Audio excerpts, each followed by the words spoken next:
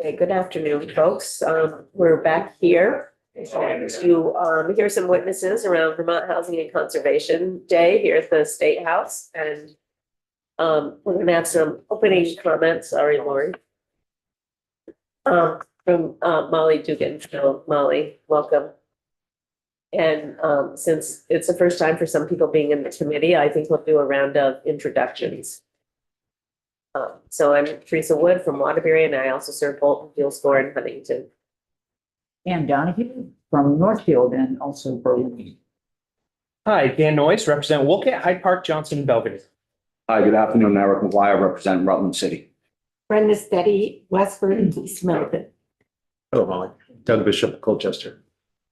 My name is Zon Eastis. I live in Guilford and also serve in Vernon. Good to see you, Esme Cole. Perfect. See you. Hi, Jubilee McGill. I represent Bridgeport, Middlebury, and Woodbridge. Hi, I'm Wade Garofano, Essex and Essex Junction. Lori Morris. Thank you. We go right around the room. Helen Rock. I'm Beverly Belgett from the Vermont Early Childhood Advocacy Alliance. Lindsay Thrall from Governor. Hi, I'm Sarah Key with H. Strong Vermont.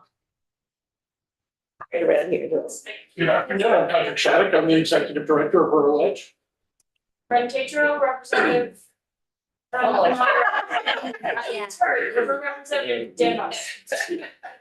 Angie Harbin, I'm the Executive Director for Downstreet Housing and Community Development. I'm Abby Livingston. I work at Jubilee Housing Trust and Thank you. I don't know. It sounds like a helicopter. I think the being affected is. I'm scared. It flew over yesterday. It was pretty loud. Yeah. It's Eric's riding. Do I? Just doing a very quick intro. So there's no. We'll be for the next one. So, okay. Hey, Molly. Wonderful. I think that the outside noise has calmed down. Good. Good afternoon. For the record, my name is Molly Dugan. I work at Cathedral Square and I have been in your committee, not this session yet, but certainly in the past. I appreciate the time. Besides working at Cathedral Square, I am one of the co-chairs of the Vermont Housing and Conservation Coalition.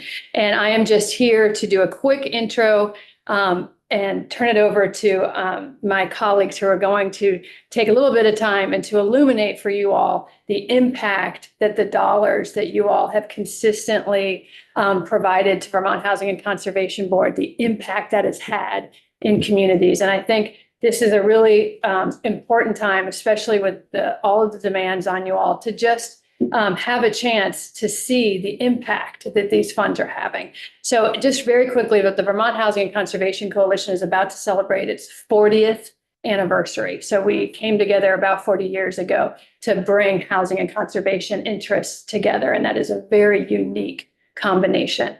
And VHCC represents over 50 businesses and nonprofit organizations from around the state. And we are really here as a coalition to underscore the impact that these organizations that you're going to hear from have had in communities and in a lot of the areas that you guys focus on, which is especially this session and last session, preventing homelessness. So I am going to stop there and thank you very much for your time. And next Thank you. Thank you, Molly. And I think we have Angie up first. Welcome. Thank you so much.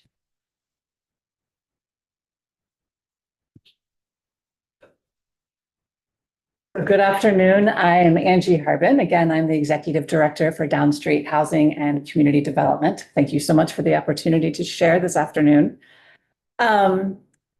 So super quick, for those of you who aren't familiar with Downstreet, we've been around for 39 years. We're headquartered in Barre City, and we serve about 2,000 people every year in Orange, Washington, and Lamoille counties. We're a nonprofit real estate developer. We develop, own, and operate permanently affordable multifamily housing, so apartment homes, and manufactured housing lots. And right now we're operating a little over 800 apartment rentals and 85 manufactured lots in 4 communities.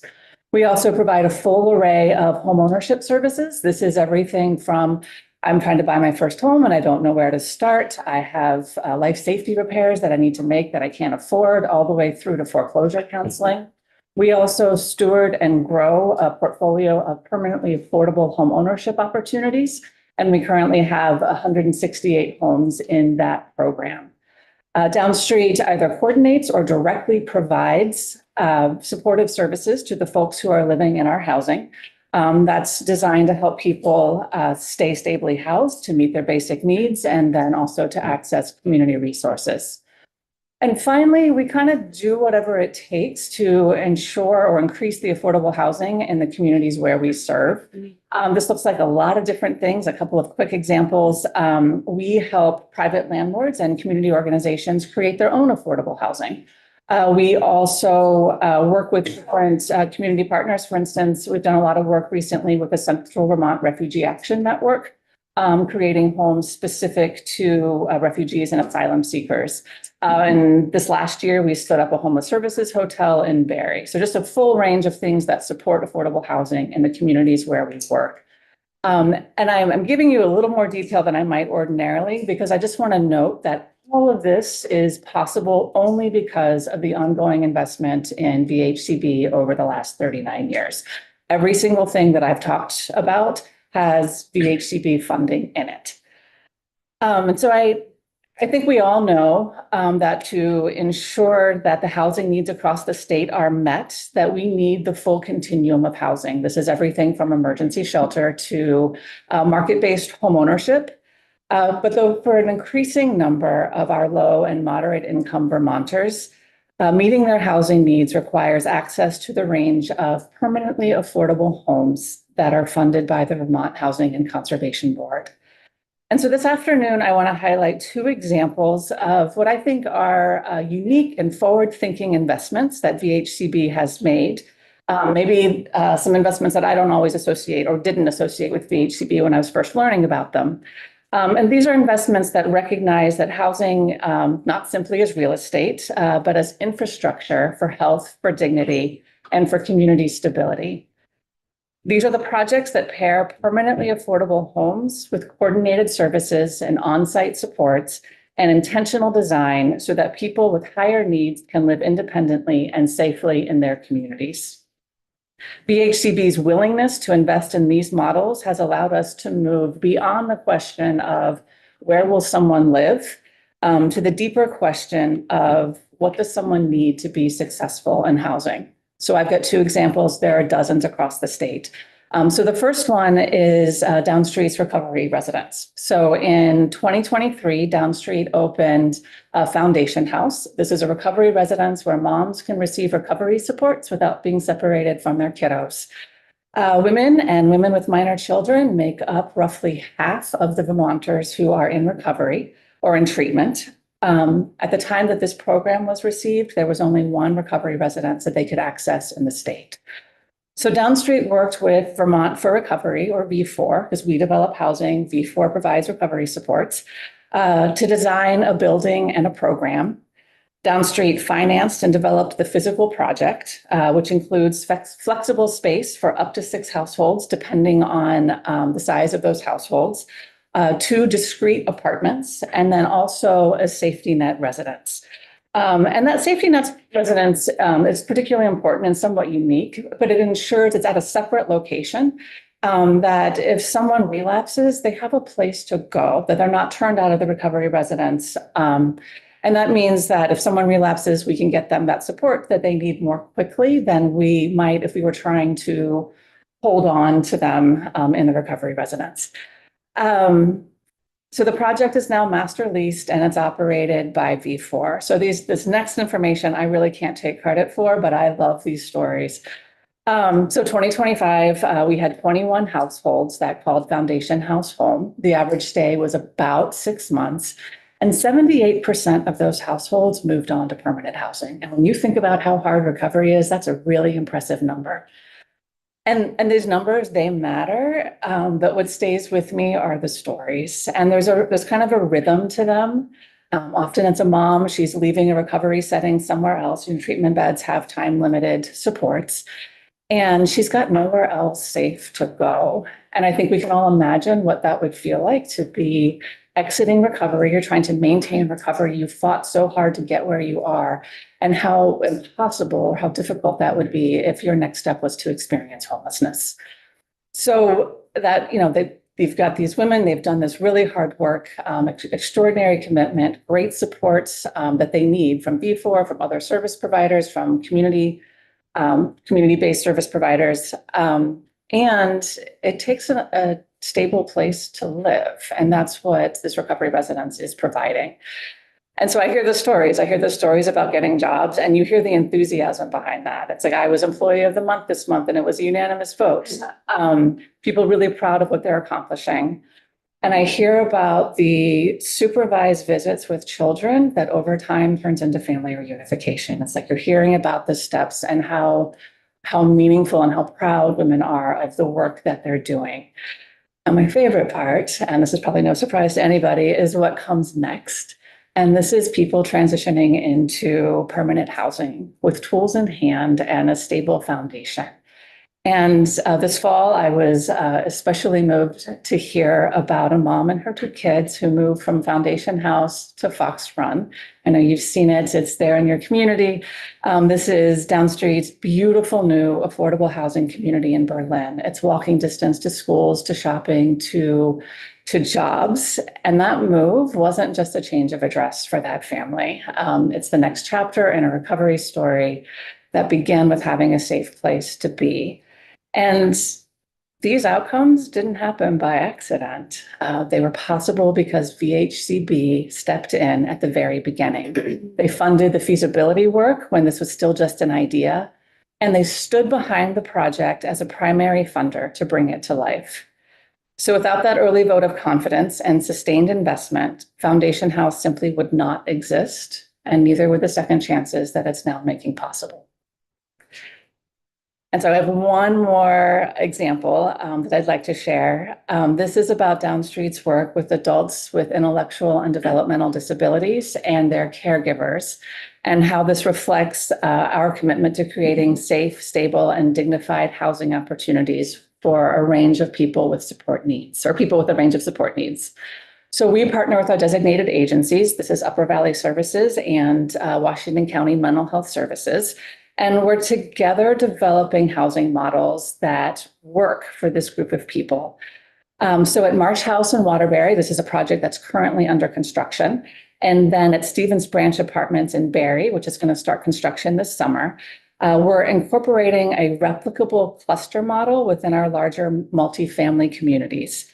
So in this model, we're setting aside 3 units for adults with intellectual and developmental disabilities who can manage their own apartments, but they need additional support to live independently. So there's an on-site support services space that's staffed by a designated agency, and they can provide up to 24/7 supports, depending on the needs of these individuals. That space also serves as a hub for life skills training, for shared meals, community connection. And then by clustering the units within a broader development, residents are living independently in typical apartment homes in really great locations, while sharing staffing resources efficiently, because you can have one person, serving all 3 at the same time, and just receiving the supports that help them remain stable and independent in housing. And then we have another project. It's Hames Best in Randolph. And this is a project that's being developed by Downstreet, but Upper Valley Services is going to own and operate it. It will open this spring. It's on an old lilac farm with I think there's 60 different varieties of lilacs, beautiful and amazing. And it includes a single family home and an accessory dwelling unit. So a little bit different than our multifamily housing, but we'll have 3 individuals living there with a single individual who is paid to also live there and provide supports. And so both models balance independence with community and care. They demonstrate that with the right partnerships, we can create housing that is affordable and responsive to the needs of Vermonters who require additional supports to thrive. And again, this work would not be at all possible without VHCB's willingness to invest in supportive housing models that integrate affordability and services. And then I just want to close by saying that most states don't have an equivalent to VHCB. I came from Oregon. I worked in New York. I geeked out over VHCB when I came to Vermont. You know, this organization that balances the needs of affordable housing, conservation, farmland and forest viability, and historic preservation. And most states aren't as beautiful or as healthy as Vermont. You know, a lot of states don't invest their housing or their housing dollars in permanent affordability, which means they will continue to struggle with the end of affordability periods. And they'll continue to struggle with skyrocketing home prices. So the people of Vermont had the foresight to establish VHCB to protect and advance what we value most, and we all benefit when it's fully funded. And full funding means that Downstreet and organizations like ours can create more homes and strengthen entire communities. It means housing people experiencing homelessness, older adults, and people with disabilities in safe and stable environments. It means supporting recovery residents, stabilizing families, and ensuring that essential workers can afford to live in the communities where they work. When we invest at this level, we are not just building housing, we are creating the conditions for people and communities to thrive. Full funding for Vermont Housing and Conservation Board supports healthy people and a healthy Vermont. I know you have really tough decisions to make this legislative session, and I just hope the committee will continue the legacy of foresight and leadership by supporting the full statutory funding this year. Thank you very much. Thank you. Thank you. You have time for I questions? would love to answer questions. And then if you would, please, so that we have it for other people to read, if they do not go online, would you submit your comments? I would be happy. That would be wonderful. So I'm curious, so if Downstreet develops the housing, is there ever a time when you make a decision to, once something is sort of like up and running and it has a history and there's a way for it to be sustainable, is the ownership ever transferred to like a community service provider? Very rarely. If Downstreet develop the housing, we tend to keep it in our portfolio. That is our area of expertise, right? Uh-huh. We own and operate housing. What we are doing more of is the master lease model. So that's the Vermont for Recovery, where they, our responsibility for that site at this point is capital needs and ongoing, operations at the capital level. Yeah. They take care of the building, they take care of the, day to day. And that model seems to work very well.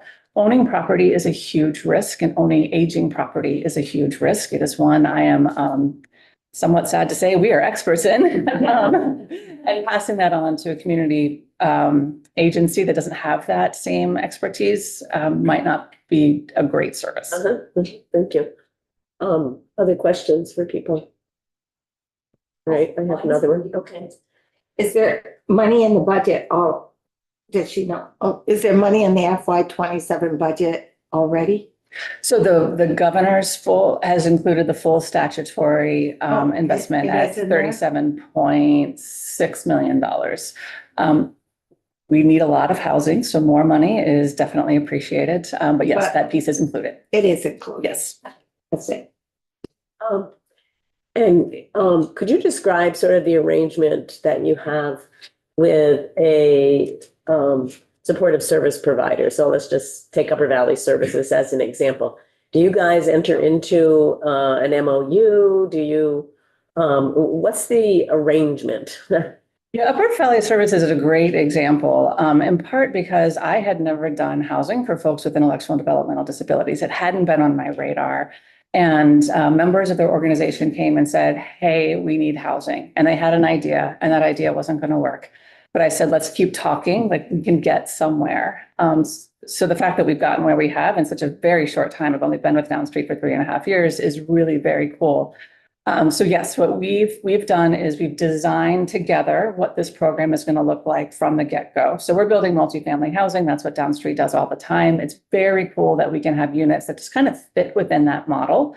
And we decided on the number of 3 that works best with a single service provider. And then we enter into an MOU or a memorandum of understanding that makes it clear what Downstreet's going to provide. We're going to provide the units, we're going to provide the space for the staffing, And then it outlines the services that Upper Valley Services will provide. And it gets into some, some pretty detailed pieces like, when there's a vacant unit, how they're going to make referrals. When we have a problem, who do we call? And we have used that model for a number of years very successfully. Thank you. Any other questions from committee members? Thank you, Angie. Really appreciate it. Thank you so much for having me. Looking forward to seeing Marsh House open soon. This spring. Yeah. Okay.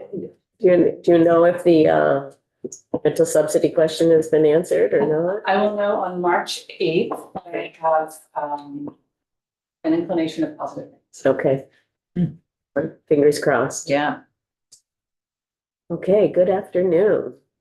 Good afternoon. And we do have your presentation on our website. Well, I have sharing is not turned on. It is. Okay.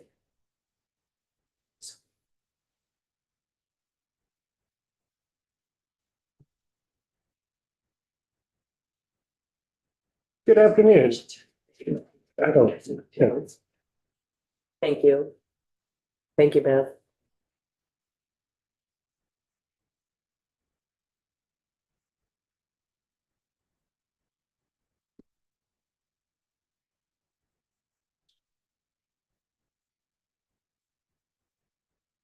okay, we can see you. We're definitely seeing it. Okay, you're seeing my presentation. No, we're seeing your face. Okay, we will turn, I don't want to see that. But I mean, we can see your presentation on our screens. Yeah, There you okay, there we are. go. You're getting there. Okay. No. Okay, well, Why don't you just see it so you can see it? Because we can look it up on I have it right in front of me now. I hope we got IT help from all over the place. well, good afternoon. I'm Patrick Shattuck. I'm the Executive Director of Rural Edge. We serve the Northeast Kingdom of Vermont. Much like Down Street, we've been in existence for about 40 years. We have a portfolio of about 1,000 units. So understanding the Northeast Kingdom, it is about 2,000 square miles with about 60,000 residents. So we serve a very rural area. We too have a home ownership center and offer supportive services for residents, both through the SASH program and through our resident services division. Thanks so much, Jay. Okay. You're up and running. Thank you. So our mission is to strengthen Northeast Kingdom communities, one home at a time. We're about 40 years old. We began as a Gilman Housing Trust. And, it's interesting, we talk about perpetually affordable housing and the permanent restrictions of the HCB. Our first project was in Gilman. It was Gilman Senior. We still own and operate it 40 years. It's got a long waiting list in that metropolis of Gilman. And SASH is there. It provides an important resource for that rural community. And that is really what VHCB funding has allowed us to do across the Northeast Kingdom. As you can see, really small communities, buildings that exist in every community, but that's where we are because that's where people are and that's where the needs are. We're a little unique in that the Northeast Kingdom doesn't have a designated agency serving folks experiencing homelessness. So we work really closely with our partners at Northeast Kingdom Community Action and Northeast Kingdom Human Services to address those needs. So within our 1,000 or so units, 43% of the households who occupy them moved in from experiencing homelessness. So with that, that is a huge, creates a huge role for staff to provide support, to keep people housed. 70% of our residents have household incomes less than 20% annually. And we're a little unique in that about 85% of our units have rental subsidy, either project-based or with tenants. So I know that is a big concern, rental subsidy, and our portfolio is so dependent upon that. We have a really strong partnership with NECA and really stood up in record time, about 4 months 2 years ago, the first emergency shelter in the Northeast Kingdom. There simply wasn't one. There was a desperate need, and we found a property that had the potential to work. And in 4 months, we were able to acquire it, get funding from VHCB, do the renovations. It was a raised ranch house, and it had been added on to with a Taekwondo studio, and that was converted to a church, and the church was leaving. So we had a big space. Only in Vermont, right? Even better, it was adjacent to a property that we had already owned, and also adjacent to Dog Mountain. So as we talk about housing and conservation, there's public access and recreation, even though it wasn't planned. But in 4 months, because of VHCB's support, we were able to get that, add accessibility, and set it up as a 17-bed shelter that And a change in the zoning laws from the legislature. we have a creative BRB, yes, who said, we don't care what they've said, but we'll make it work. So we appreciate the change, because we certainly use that to support it.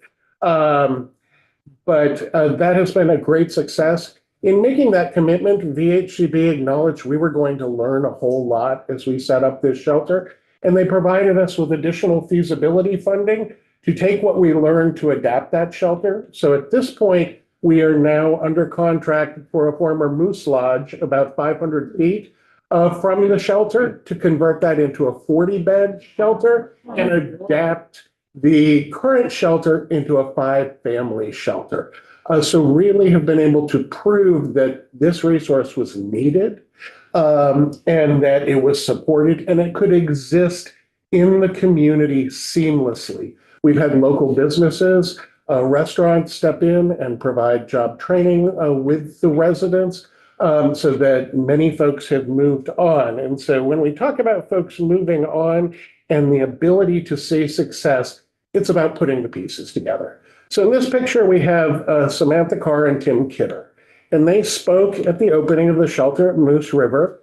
And they had been married and had separated and had substance abuse issues and had struggled. Both were unhoused and found their way separately into the shelter at Moose River. And there they stayed for about 6 months. And they got the services they need, both from NECA staff. Northeast Kingdom Human Services is only about 2 doors away, and they're on site every day. And they were really able to transform their lives. And they were willing to share that story, speaking so passionately at the ribbon cutting about the impact, but continuing to spread that word about what has happened. We also administer the VHIP program, and we understand the goal of that is to house folks moving from homelessness. But at Rural Edge, we thought it was really important to make that happen. So we administer our own rental assistance program with a HOP grant to make sure that those units are occupied. So Tim and Samantha moved into a VHIP unit and were able to really see stability. They had a relationship with their neighbor who actually had some health issues, and we were able to transfer them to another VHIP unit that was accessible so they could become caregivers for that neighbor. Over time, over a year, Samantha has had 5 different jobs, each time increasing the number of hours and her responsibilities and her income. And we've seen their rental assistance from us go down to the point where in January, they received their last rental assistance at $128 a month. Now, we're really excited that they've seen success. And Samantha works at Domino's, where she's a manager, and is so appreciative. Tim sees me on the street and I get the warmest welcome. If you really want some interesting listening, he's released his own album and has all sorts of great songs about his experience in St. Johnsbury, which you can find under his name. But, we needed that VHCB funding. for the shelter for them to realize that. And while they're in a VHIP unit, that's great, but that's a 5-year affordability period. And so my worry is, while they're able to afford rent now, what happens when that rent goes up? And so that takes me back to VHCB and the importance. Our 1,000 units all have permanent rent restrictions. They're going to be affordable on and on and on forever. And so we've had residents who've been with us in some of our elderly developments. You know, we've had folks who have been there since the buildings have opened for 25 years, for 26 years, because we provide resident services, because SASH is there, they're able to stay there, and they know they can do that in security. So that is my concern for Tim and Samantha, is that, and we have encouraged them to get on our waiting list so that they can find a unit that is permanently affordable. But that is what makes VHCB so unique, in that it enables these projects. It enables, you know, VHCB to step in and say, yeah, you've got an immediate need. Yeah, you know, you're going to learn some things when you set this shelter up really quickly. We're going to give you money to investigate it further. And yes, we funded the expansion because it's such an important resource. And as you can see from our portfolio, with 43% of folks who've moved in from homelessness, people are finding stability in the Northeast Kingdom. And it's so important. So to echo that ask, you know, what do we need? We need consistent funding. VHCB is there for us. We've been asked to deliver more units, and we've got a pipeline of projects that rely on that. So please let us do the work. Angie talked so great about, you know, we create housing, we operate housing, and we do really well partnering with others to see success and stability and healthy lifestyles. But we need that consistent, consistent funding, the ability to support the technical assistance that they provide. And so we really urge the governor's recommended full base funding for VHCB at $37.6 million. Thank you, Patrick. And thanks so much for including the story that you did about the couple and then the third person who joined their household and their evolution of finding their way back to each other and back to something more stable. And those are the things that, to be honest, kind of keep us going here as well. So it's really helpful to hear them. So thank you. Thank you. And it sounds like that you have, like Angie talked about, wherever she went. That you have good working relationships with the other community partners like Northeast Kingdom Community Action, Northeast Kingdom Human Services, other providers in the area. It sounds like the same sort of. So with NECA, our property management staff meet with their housing staff on a biweekly basis. Our homeownership center staff, because they have the VHIP units, meet with their housing staff on a bi-weekly basis, and I meet with the executive director on a bi-weekly basis as well. So we have constant communication, and include each other. We've actually got a conference call at 3:45 today. So, it is a regular presence and coordination. Likewise with Northeast Kingdom Human Services. I actually sit on their board, and we look at opportunities to partner. So we talk about some of the master leases. Northeast Kingdom Human Services has master leases for properties that we have. NECA has master leases for other properties that we have. And it does, as Angie says, allows us to do the job of operating the housing so that they can provide the important work that they do to provide the important supports. It really is great to see the collaboration among community partners out there. And like you've both said, to focus on what your expertise is and enables the community partner to focus on what their expertise is, which is in, more of the supportive services, the mental health services, the disability services, the employment services, whatever it might be. So it takes a bit of worry and stress also sort of out of that equation because, it's a lot, putting a project like the ones that you and Angie have both talked about is a lot. I mean, it takes a lot of different, pulling from lots of different sources essentially in order to make it work. And so, thank you. Thank you for, really showing us examples of how that can really happen and make change in the Northeast Kingdom. Thank you. Any else have any other questions or comments? Thank you, Patrick. We really Thank appreciate you. it. And thank you to all the other partners here, with the coalition and,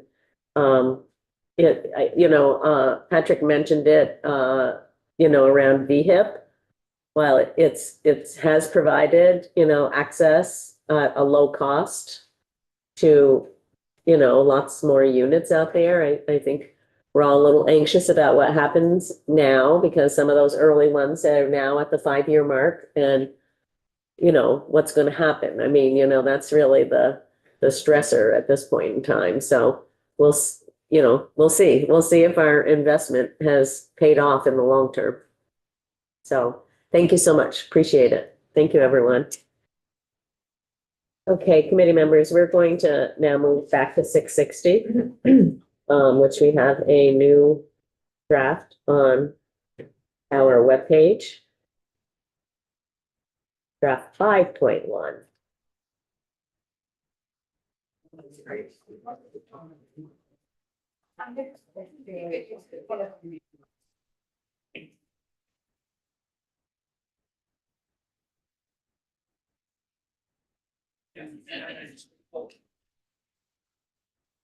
Okay, whenever you're ready, Katie, to pull it off this one.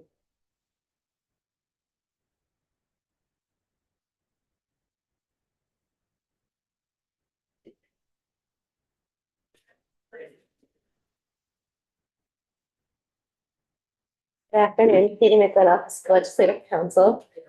Here is H660 draft 5.1. It's now broken up with readers heading titles because we added appropriations from the Substance Abuse Prevention Fund. So this first section is all the opioid abatement language. Subdivision 1 is the appropriations. I didn't do a good job of removing the last section's highlighting, so you'll see that the highlighting is left over from last draft. But in subdivision 2B and 3B, we've removed reference to a particular fiscal year.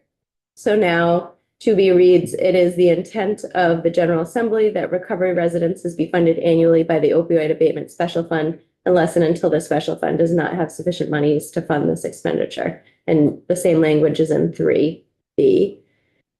So I wanted to just make committee members aware that I had asked the health department if they had additional information around this because there seemed to be a disconnect between the syringe service providers and the department and the information that, so we were hearing, from both sides essentially. And so one of the things to remind people is that this isn't the only place where there's an appropriation for syringe services. It's also included in the budget. This is the balance, if you will, or balance because it was in the budget originally. The department, I'm going to paraphrase here, but the department felt between that money and then what they had from FY25 was going to be sufficient carry forward. I said I would, let committee members know that. I said it's not what we're hearing from the syringe service providers. And I urged them to come together and work that out. And if it needs to be some change, that it would happen downstairs in appropriations. So I just wanted to make sure that I shared that with people. No changes in subdivision 4 since you last seen it, or 5. Subdivision 6, it broke into 2 subsections. So now we have 900,000 to the Department of Health for the creation of new recovery residence beds. Subdivision 2 is 300,000 to the Department of Health for the creation of new recovery residence beds for level 3 or above, and Brattleboro, Middlebury, Addison, Randolph, Chester, St. Albans, and any other region of the state. Is that? I think the level 3 is supposed to go with the 900,000. Oh, shoot. Okay. I'm checking with Eric. Yeah. That's supposed to go with the 900,000. 900,000. The level three. That's the higher level, right? Level three, Yeah. Or level three, because the breakout of town stays with the 300,000. Right. So should it say level 3 or higher, Eric? Yeah, for the 900,000, yes. Yes, as it says there, for level 3 or above, yeah.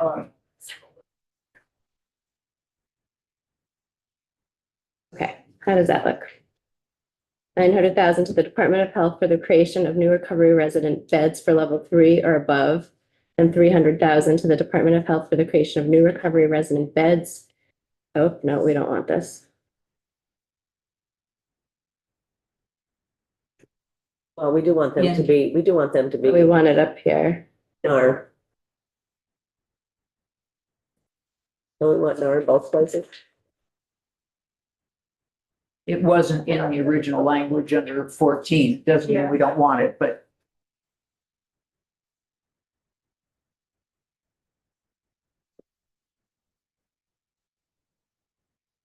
So it's definitely in the 900 one. That now.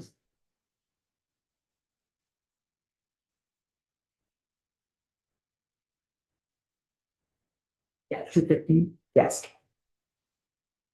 Then would you like it in B? I'm consulting with. Oh, I'm sorry. Well, 900,000, level 3 or higher. Now, the 300,000 Should those be would NAR? still also be NAR, Yeah, yes, that's what I thought. yes, Because in our recovery yes. residence bill a couple of years ago, we We wanted them all. wanted them all to be NAR certified. Yeah, But no level 3 or above reference. right. 300,000 to the Department of Health for the creation of new NAR recovery resident beds in Brattleboro, Middlebury, Addison, Randolph, Chester, St. Albans, or any other identified region of the state. But it should be a creation of new NAR recovery residents. She wrote that. Sorry, Yeah. I didn't hear it. Sorry, Oh, it's there it up, is. Yeah, yeah. Sorry. That look right? Need to be NAR certified. I was wondering about that. It's a certification process. Most B4 residents and BTAR residents are get the NAR certification. Yeah.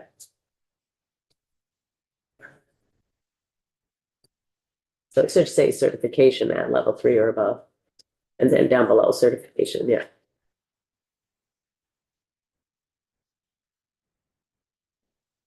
All right. Is that okay? Yep.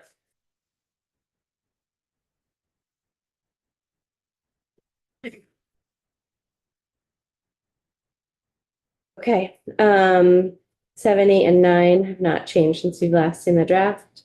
Sections 2, 3, and 4, which is the reversion, has not changed since we've last seen the draft. Section 5 has changed.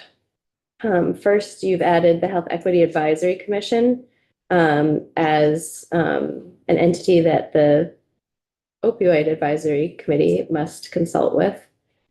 And then this sentence has changed a bit. Each ongoing funding proposal considered by the advisory council shall include a sustainability plan from the applicant to ensure consideration of future expenses and available resources apart from the opioid abatement special fund.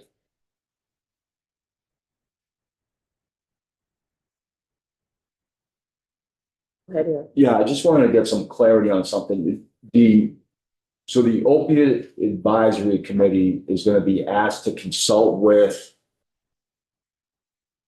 other advisory commissions to obtain or produce what? Just unclear of. Can you pull up that section of law?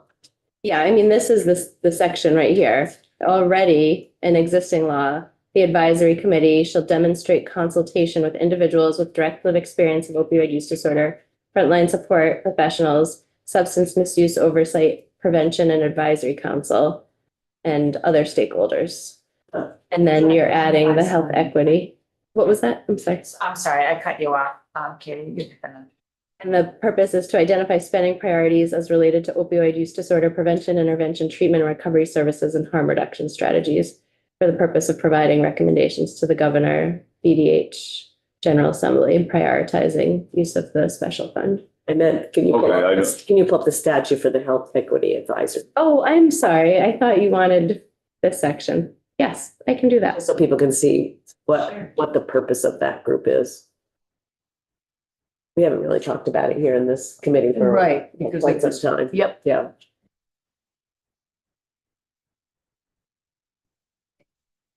So I think, Eric, your question is like, how does an advisory commission consult with an advisory commission kind of? Yeah, pretty much where, yeah. Because from what's already up there is what we kind of already do, and that's through the proposals and things like that. And when we get together and decide how we want to go addressing them. yeah. So this would So- just mean letting that council or commission, whatever it is, advisory group say, we're looking at these. You have any thoughts? You have any input? All right. Yeah. Okay. Well, here, I want Yeah. people to see what it The is. So statute, right. just, You read it. yeah. There's created the Health Equity Advisory Commission to promote health equity and eradicate health disparities among Vermonters, including particularly those who are Black, Indigenous, and persons of color, individuals who are LGBTQ, and individuals with disabilities. Advisory Commission shall amplify the voices of impacted communities regarding decisions made by the state to impact health equity, whether in the provision of healthcare services or as the result of social determinants of health. The Advisory Commission shall also provide strategic guidance on the development of the Office of Health Equity, including recommendations on the structure, responsibilities, and jurisdiction of such an office. And there's a list of members. I don't know if you want me to go No, through. you don't need to.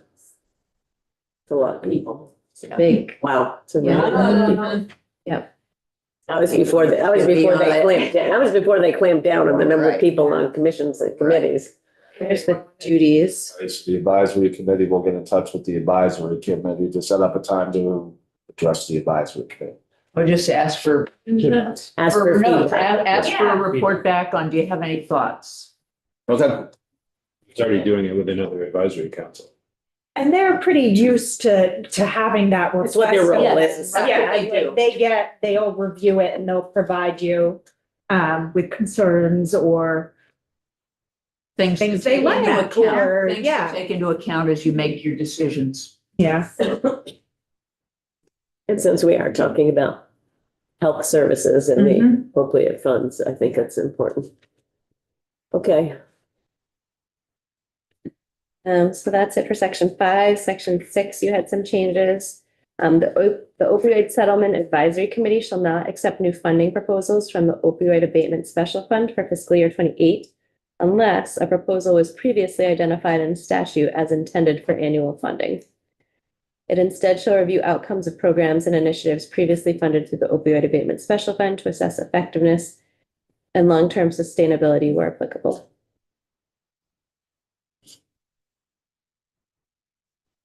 not hearing any dissension. Moving. And now we're changing gears. So instead of the opioid abatement special fund, we're now looking at appropriations from the substance misuse prevention special fund. So in fiscal year 27, the following money shall be appropriated from the substance misuse prevention special fund. $288,935 to the Department of Health for distribution to Elevate Youth Services to support the creation of a low barrier drop-in teen center in Barry and to provide food activities, positive adult role models, peer counselors, prevention and recovery programming, and direct connection to treatments. Top of page 8, $124,999 to the Department of Health for distribution to the Greater Falls Connections to enhance youth engagement and education and to expand prevention-focused staffing in youth programming space in response to increasing community need. Subdivision 3, $200,000 to the Department of Health for distribution to Interaction Friends for Change to increase access, community-based therapy, housing, crisis, medical recovery, and employment supports for youth in Windham County. And lastly, $26,697 to the Department of Health for distribution to Winooski Partnership for Prevention to provide funding for staff time and stipends for partners to deliver medicine, safety, education, and elementary aged youth during school and family engagement. So can I just ask a question? Is this reference to 18 VSA section 4812? That's the reference to the, part of the excise tax from the cannabis tax. The special fund is established. Is it funded by, I'm talking about the money that comes in for prevention from the cannabis excise tax. That's not what this well, I don't know if it. That's what I don't know. I don't know if, Look, does it reference? it sets up the fund. Let me check.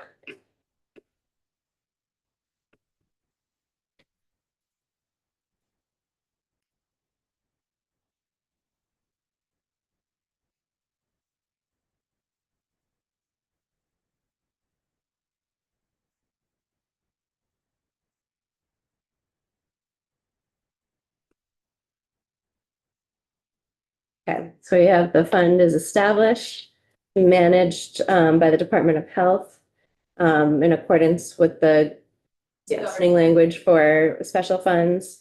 30% comes from cannabis. Yeah. Not to exceed 10 million. Okay, that's what I just want to make sure it was the same fund. that we Okay, had. okay, good. All good. Okay, anybody else have any other questions? I did want you to see that I updated the name of the bill because, Mhm. okay. And will this be version 6.1, Katie, or 5.2, or what? 6.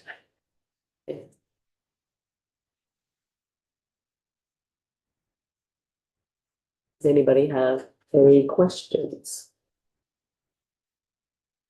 Just repeating 6.1, you said? 6.1. Okay, I would entertain a motion to approve 6.1 as drafted. Ooh. You want to move I'll make a motion to approve version 6.1 of version 6.1 of, H 660? right here, of it's right in front of me, 660. Okay, And we don't need a second. No. Wait. okay, is there any discussion? Okay, clerk will call the roll.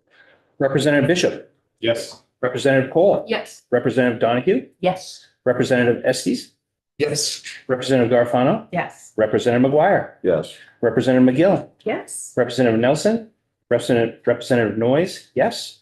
Representative Steady, Yes. Representative Wood. Yes. Excellent, 10-0.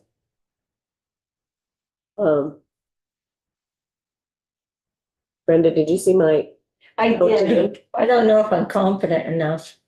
can help? Well, You think so? You know, I don't all know. else fails, you've seen other people do it right on the floor. I know, that's why I'm saying, I don't No, no, think but I I'm- can. But I'm saying, Bill. The unanimous bill, Yeah. right? and if there's any question, you just, that you're not sure, or Just you're yield nervous, to you your- just say, I want to yield to the I member. said I who would wants-" never do this. I'll try You it. can do it. I don't know, I don't think I have enough confidence, but I'll try. Fantastic. The language I used Yeah, he can hit me in last the back year of the head. when I presented it. Thank you, And Representative. still in play. Yes, Okay. he's gonna give me his, yes. Like a template. Representative Steady will report the bill on the floor. Thank you, Representative Steady. I never thought I would do this, but okay, You can do it. I don't know, we'll see. Part of the Okay, job, right? it's part of the job. I just didn't think I would, oh. Okay. Okay, thank you, Katie.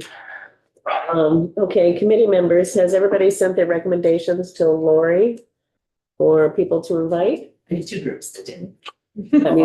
That means It's that, not me. yeah, Lori, I'll hand out the ones we got for committee.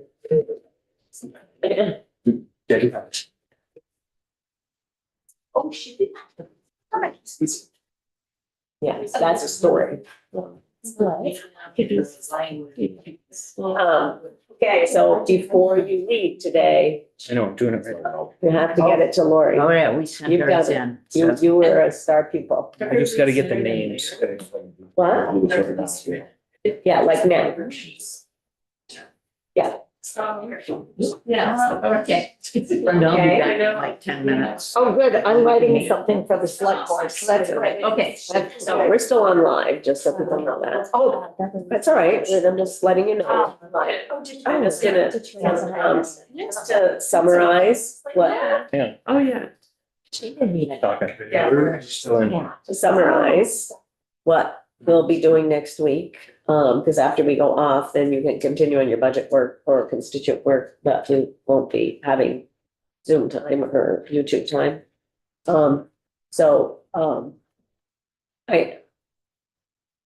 Gail, could I ask you to? Yeah, I'm Step away, sorry, that's please. on me. That's on me. So if we could, one, make sure you get your recommendations to Lori sooner rather than later. Because Monday's a holiday and, state employees will not be working and, it always causes a backup and delay. So she needs to get those out today, not on Monday. Second, we'll be continuing markup of, our committee bill, that we have pending and we'll be doing the budget 15-minute snapshots with people next week. By the end of the week, we'll have our preliminary recommendations being shared by the teams with the group. You'll get feedback from the group or questions, and then we'll be working on that. And don't forget to use the format that I sent to you sometime last weekend, I think. We're also going to be having a joint hearing with House Education, House Ways and Means, and House Human Services on the pre-K report. So we're going to be starting to delve into pre-K next week as well, because we need to make a recommendation for the education bill. This is in follow-up. This was something that was required as a result of Act 73. So we need to make sure we do our part. So there was a whole study done by Joint Fiscal Office over the summer and fall, and they have now issued a report, which is posted on our website, or will be. Are you going to wait till next week to do it? Because they didn't put it under our report section. No. Yeah. I can find it. If you want. But that would be good, just because I think, did I send you a copy of it from Emily Byrne? I got an email from Emily Byrne with You're it. gonna forward that. I didn't do that yet. Okay, I will do that. You don't need to go looking. So that's a scoop for next week. Okay? Where would that be posted when available? Just- What I'm gonna do right now, it'll be posted on the day that we have that joint hearing, which is what day? Right. Friday. But I will send it out to all members so you can have it in advance. Thank you. Thank you. Okay? Are there any questions, any comments, any whatevers? About the week, the day, what we're doing? Maybe? I was just wondering on the APS bill. Yes, the APS bill we're gonna take up, but we're going to take that up the following week. Make sure I Because, get Lori everything. I should have it all together. So okay, Katie is not gonna be here for Thursday and Friday that week. So perfect time to get Jen, hopefully. Okay, and remember, any language that you have to get to Katie by next Monday. Yeah, I feel like I'm being looked at with blank faces, except for Esme. Thank you. If you have any language or any modifications to language that was being proposed by the administration, remember I sent you the links to that. You have to look at what the administration has proposed to. It's not just about the numbers, because sometimes there's a lot of stuff in the language. So you will want to be careful to read the language for your sections and anything else you're interested in, but you have anything else? Oh. Anybody else have anything else? Okay, so you can continue on your budget work, and